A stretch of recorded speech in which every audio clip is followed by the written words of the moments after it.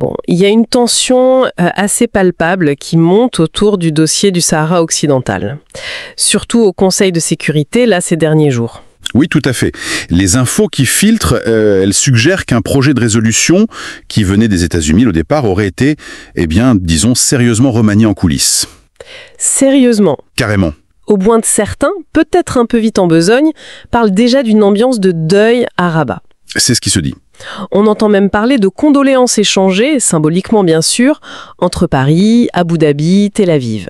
Alors, c'est juste une figure de style, une hyperbole diplomatique, où on est vraiment face à un revers pour le Maroc à l'ONU. Mais c'est la question centrale, hein. Au-delà de la rhétorique qui s'enflamme très vite sur ce sujet, il faut vraiment regarder la substance. Qu'est-ce qui a changé concrètement ? Les Échos de New York parlent de tractations très intenses. Un vrai bras de fer. Alors allons-y, entrons dans le vif du sujet. Qu'est-ce qui aurait changé précisément dans ce texte ? Alors, premier point, et c'est pas un détail qui semble émerger des négociations, le sort de la MINURSO, la mission de l'ONU là-bas. Oui. Son mandat serait prolongé de 12 mois. Voilà.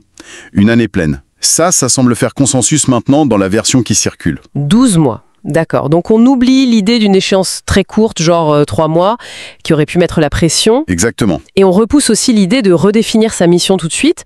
C'était peut-être dans le brouillon initial, ça ? Oui, tout porte à croire que l'option d'une modification rapide ou d'une sortie n'est plus vraiment sur la table.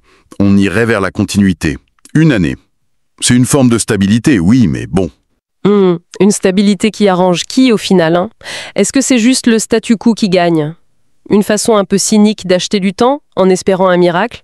Ou alors c'est une pause stratégique, calculée, pour laisser mûrir une nouvelle approche, tout en gardant une présence internationale ? Parce que l'immobilisme, ça peut aussi servir certains intérêts ? C'est une lecture possible, oui. La prudence, ou peut-être l'enlisement volontaire. Mais là où ça devient vraiment fascinant et potentiellement lourd de conséquences, c'est sur le fond, sur la sémantique, la façon dont on parle de l'autodétermination. Ah, le mot-clé, celui qui cristallise tout depuis des décennies. Qu'est-ce qu'il en dit, ce nouveau texte supposé ? Eh bien, ce qui remonte, c'est que le projet amendé insisterait, et lourdement parle de 2 paragraphes entiers, sur le droit inaliénable du peuple sahraoui à l'autodétermination. L'expression « peuple sahraoui » en elle-même, répétée comme ça, c'est pas neutre du tout. Et j'imagine que le diable est dans les détails de la formulation, comme toujours. Exactement. La nuance capitale, d'après ce qui filtre, c'est que l'exercice de ce droit serait lié explicitement et directement, non pas à une solution politique déjà écrite, mais au fondement même du droit international et à la charte de l'ONU, à un retour aux sources en quelque sorte. Ce qui veut dire, concrètement ? Que le lien quasi exclusif, martelé sans cesse par Rabat et ses alliés, entre l'autodétermination et le seul plan d'autonomie marocain, ce lien serait brisé. Ou au moins très distendu dans ce nouveau texte. On sortirait de cette vision unique. C'est précisément la lecture qui découle des infos, même fragmentaires, qu'on a. L'autodétermination ne serait plus présentée, même implicitement, comme ne pouvant passer que par l'initiative marocaine. Les phrases qui, dans la version US d'origine, auraient fait de ce plan l'unique base ou la seule solution crédible, elles seraient passées à la trappe. Mais si ça c'est vrai, et que ça se retrouve dans la résolution finale, c'est énorme. C'est plus qu'une inflexion, c'est une petite révolution pour ce dossier. Le plan d'autonomie, c'est la base, le dogme de la stratégie marocaine depuis 2007.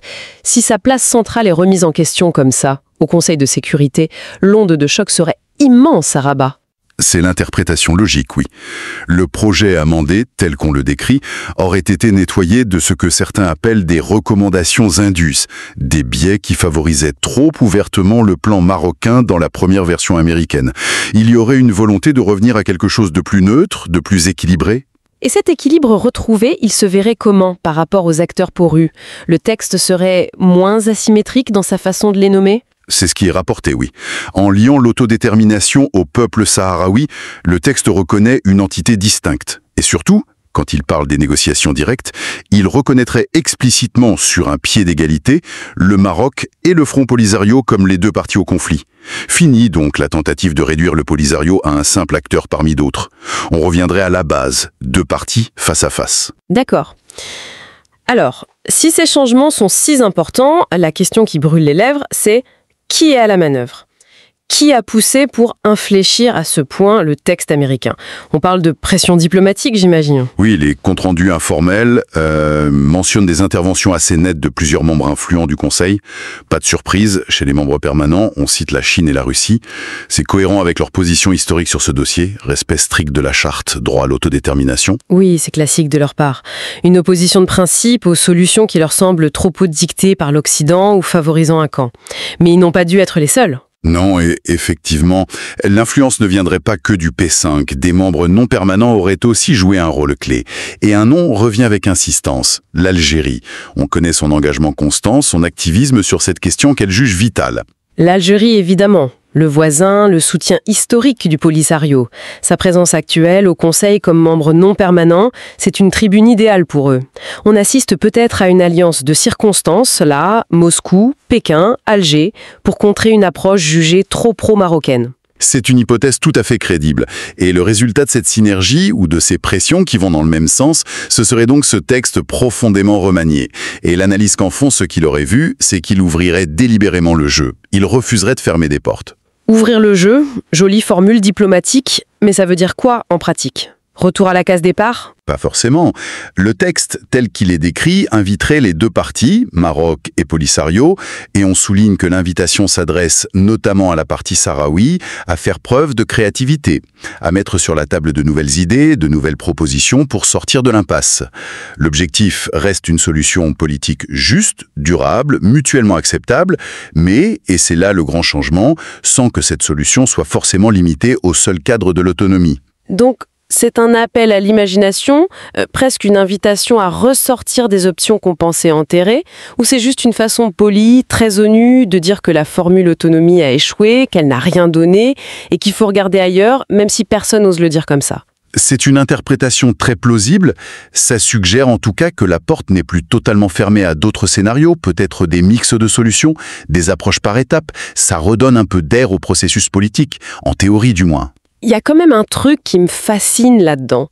Les États-Unis, ils tiennent la plume sur ce dossier depuis toujours, ils sont les parrains de la résolution, l'allié stratégique du Maroc, on se souvient de la reconnaissance de la souveraineté sous Trump, ce sont eux qui déposent un texte, et ce texte se ferait vider de sa substance pro-marocaine par la pression d'autres membres, y compris leurs rivaux comme la Chine et la Russie, avec l'Algérie en moteur. Comment on lit ça ? C'est un signe que l'influence américaine baisse au Conseil, un calcul américain hyper complexe pour forcer un compromis, ou juste la preuve que même Washington doit faire avec les rapports de force et les lignes rouges des autres. Les infos qu'on a se concentrent sur le résultat de cette tractation et sur les acteurs qui ont poussé. Elles ne nous disent pas grand-chose sur les motivations réelles ou la stratégie américaine. Est-ce qu'ils ont subi ces changements en serrant les dents pour éviter un veto, une abstention massive? Est-ce qu'au contraire, ils les ont acceptés dans un donnant-donnant plus large sur d'autres dossiers? Ou est-ce que leur propre approche a évolué sous Biden? C'est difficile à dire à ce stade, vraiment. Beaucoup de zones d'ombre, donc, sur ce qui s'est vraiment joué au Conseil et sur le rôle des Américains. C'est pas une lecture simple, en effet. Absolument. Et il faut insister sur un point. Les mêmes sources soulignent que les discussions continuaient de manière assez fébrile jusqu'au dernier moment avant un éventuel vote. Donc, d'autres ajustements, d'autres amendements de dernière minute, c'était tout à fait possible. Le texte pouvait encore bouger. Bouger dans quel sens? Pour atténuer les changements ou au contraire les renforcer? L'idée qui circulait, c'était un possible rapprochement encore plus net avec ce que certains considèrent comme le cadre naturel, le cadre juridique de ce dossier à l'ONU, celui d'une question de décolonisation inachevée. C'est comme ça qu'elle est inscrite depuis les années 60. Une tentative peut-être de revenir aux fondamentaux onusiens face à l'enlisement politique. Donc rien n'est gravé dans le marbre tant que le vote final n'a pas eu lieu et que la résolution n'est pas publiée. Prudence. Pour conclure cette analyse un peu prospective, basée sur des échos, des signaux, il faut retenir ça. Si ces réajustements importants au Conseil de sécurité se confirment, s'ils se retrouvent noir sur blanc dans la résolution finale, eh bien oui, ils pourraient vraiment signaler une réévaluation des équilibres diplomatiques et des approches sur ce conflit qui dure depuis presque 50 ans. La prolongation de la mineure-saut d'un an, ça donne du temps, c'est sûr, un répit. Oui, la question de fond, c'est un répit pour quoi faire? Consolider le statu quo ou préparer autre chose? Exactement. Et si on remet vraiment l'accent sur le droit à l'autodétermination du peuple sahraoui, en le détachant de l'option quasi unique de l'autonomie marocaine, ça ouvre quoi comme perspective concrète? Quelle nouvelle piste pour les négociations futures menées par l'envoyé personnel? Est-ce qu'on assiste juste à une correction technique, un rééquilibrage de mots dans le jargon de l'ONU, ou bien est-ce qu'on voit les débuts très fragiles d'un changement de paradigme même léger sur un des derniers conflits hérités de la décolonisation en Afrique? La question reste entière, et ça promet, c'est certain, des mois, voire des années d'observation très très attentive, sur le terrain et dans les chancelleries. Le jeu est loin, loin d'être terminé.